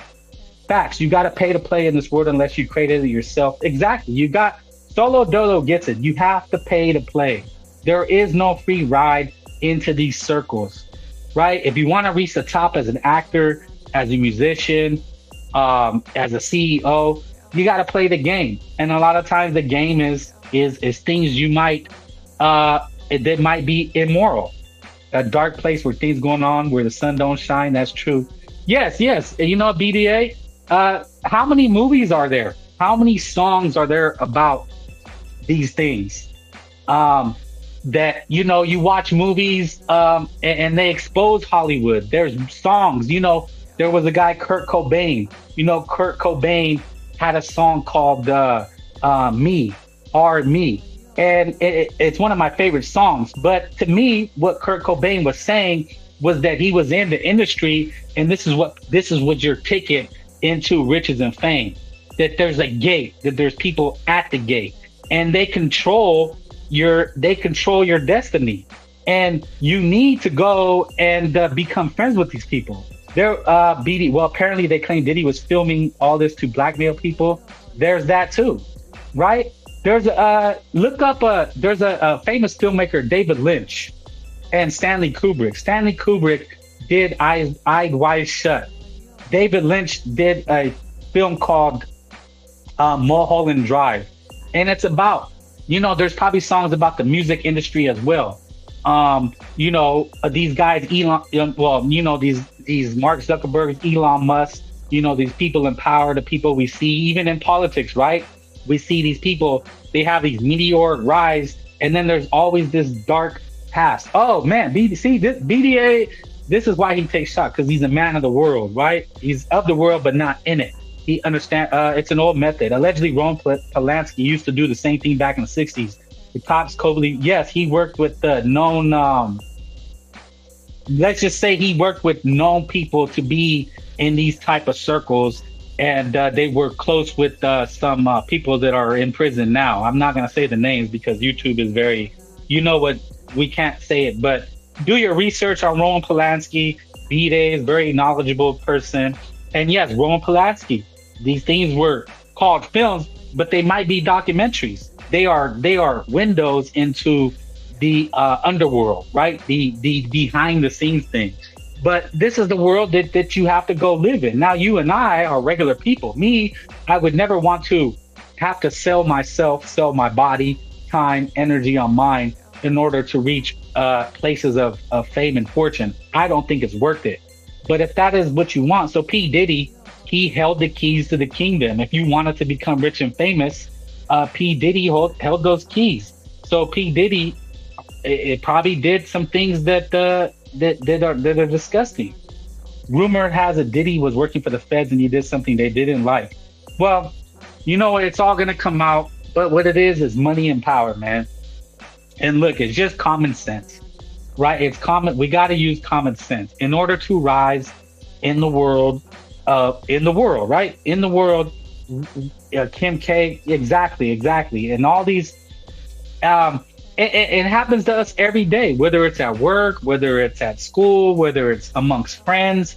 You know, people say, hey man, you know, I got this investment, I got this job, I got this, you know, people always have this shortcut, right? They always have this scheme or this, not scam, but people always want to get rich quick.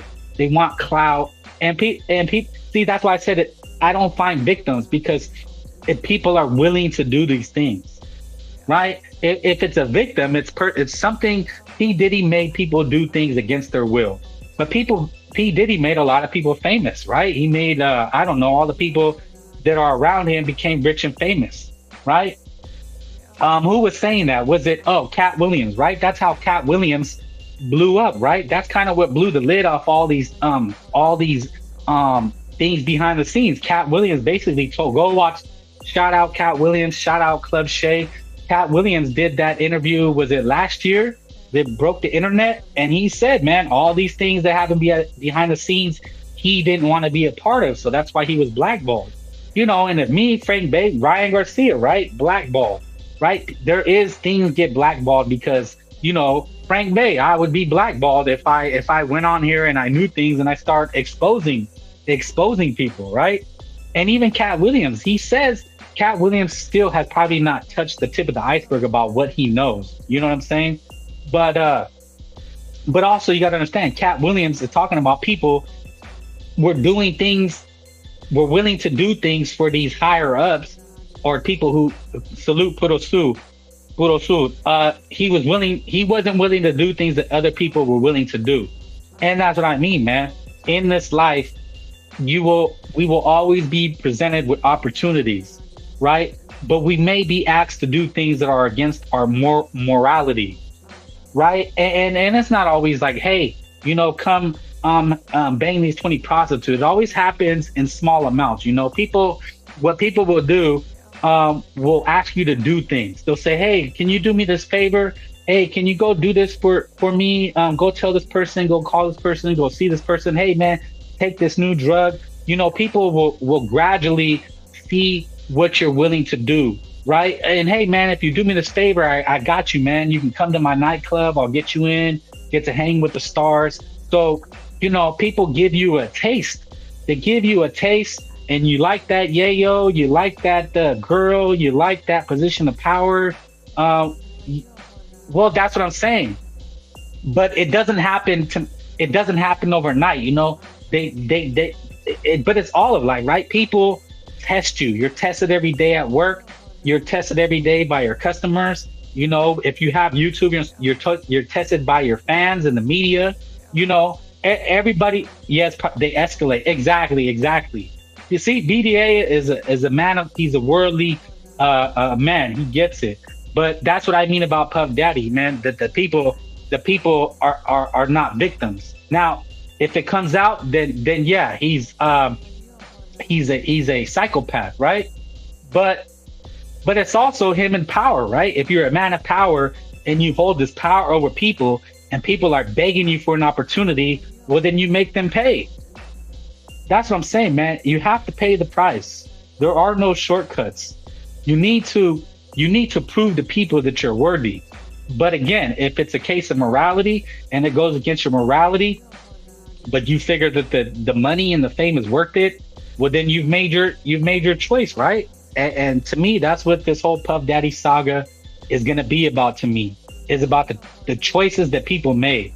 Because I seen somebody, I think he's a church fellow. He has a church YouTube podcast, but he talks about, I seen it when this whole P. Diddy scandal actually started. I think he's a podcast. He said he's like he does a church podcast, right? He's a preacher. I'll just say that. And he said that he was invited to these Puff Daddy parties because he's very famous on social media. So when he first went to the parties, he said, yeah, I seen the drugs, I seen the women, and I was asked. He said it doesn't happen like people think, like do this or else. He said that's not how it happens, man. That's where people are wrong. And that's what I'm hammering home. That's my argument, my case. Is that he said it doesn't happen like that. You're not told do this or else, or you better not talk, or you better not tell. He says it's gradual, as BDA alluded to. He says they let you see. He says I wasn't even invited. I was just told there was going to be things going on. And then when they brought me back, they told me, they said, hey man, you might want to leave this room. Some things are going to be happening in this room, but it's up to you. If you want to stay, cool. If not, go into the main party and you're good. He said they never tried to give me drugs. They never tried to make me have sex. He said, but when I kept going back, they kept getting more bold. They start doing it right in front of me. And then they would ask me if I wanted to participate. And he said, you know, once he understood what these parties were, he said, you know what? I decided not to go anymore. He said, because I knew what was going to happen. once they seen that I was okay with it, then they were gonna start offering me it, and most likely I would have felt a temptation. And once you fall, then they own you, right? Then they have the tapes, then they have the videos, right? And especially if you're married, if you have a career, then they own you, right? Then they have you doing drugs, they have you sleeping with women, and they're gonna show your wife, and then you're in the world. And then once you're in it, then you're a part of it, and then it's La Muerte, it's what Omerta, right? The mafia has a code, right, called Omerta, and that's actually The Godfather.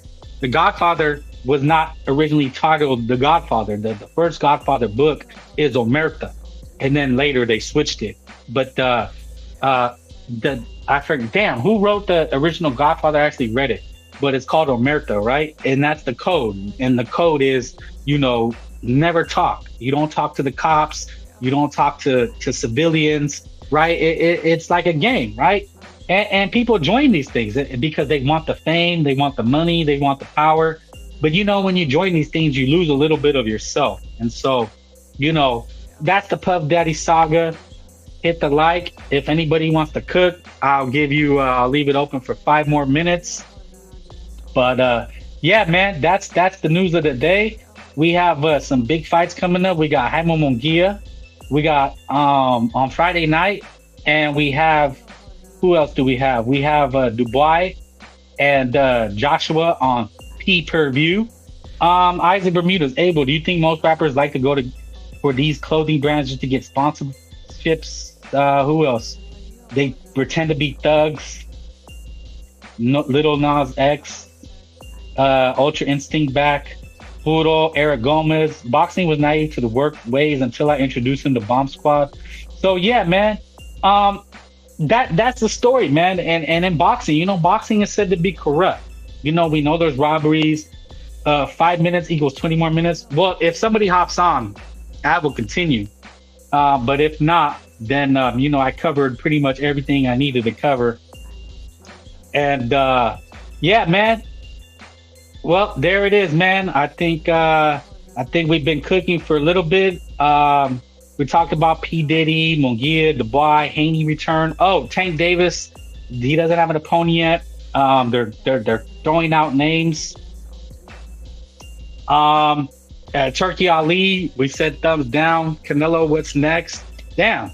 But the P. Diddy thing, and what's going to be crazy is they're going to make, just like they did with Michael Jackson, they're going to make a lot of money off this, all these, the Bill Cosby, how many documentaries and mini documentary movies and books are they going to sell? The victims of P. Diddy, all the filmmakers wanting to do the interviews. There was the Michael Jackson Wonderland Netflix documentary. There's always like a Netflix documentary released, right? Yeah, Morris. Yeah. Abel. Yeah, man, I really appreciate it. Thank you, everybody. We're doing really well. I really appreciate it. I'm looking to be consistent. I really want to blow this thing up, but I can't. You guys are the best. You guys are the backbone. You guys are here first. Yes, salute Pounds. So, yeah, man, it looks like that's what we have. What's next for Canelo? Does Turki Ali take over boxing? And yeah, man, look out for BDA. I don't know. BDA's been MIA a little bit. I think he'll come back for AJ. Look out for BDA. If BDA wants to let us know when he's coming on next, we all like to crash the BDA show and talk that shit. Isaac Bermudez. Yeah, man, and everybody's trashing Canelo Alvarez, and a lot of hate in the YTDC. Puro sus, salute. A lot of hate, but at the end of the day, man, it's a sport we love. It's a sport we love talking about. Isaac says Turkey can't take over boxing if Canelo don't want to hold his hand. Well, he's trying. He's buying Ring Magazine. He's buying the rankings. He's putting on $20 pay-per-views, which you can't hate, right? They complained about Canelo's. They're saying Canelo did $750K. We don't know, but damn, man, we'll learn more about P. Diddy. I don't think Haney returns. I'm doubting Tank Davis. If he can't get a suitable opponent, that he returns. We'll see I'm gonna break down Jaime Munguia and the fights, and we'll do it again, man. would do it again. So hit that like, hit that Cash App you want to support, and leave some comments after the show. The comments, believe it or not, really help, man. It really help. But that's gonna be it, fellas. We're gonna turn out, and we're gonna get the fuck out of here. Peace. And we know Mexicans been dominating. We know Mexicans and black fighters has been dominating for years. And you always get your biggest fight. Look, whenever a man texts me and says, I hope you have a good day, I hope you have a good week, I hope that you shut the fuck up.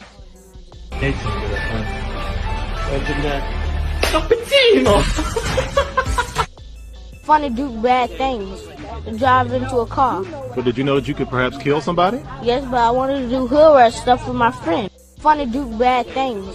To drive into a car. But did you know that you could perhaps kill somebody? Yes, but I wanted to do hood rat stuff with my friend. Fun to do bad things. To drive into a car. But did you know that you could perhaps kill somebody? Yes, but I wanted to do hood rat stuff with my friend. Fun to do bad things. To drive into a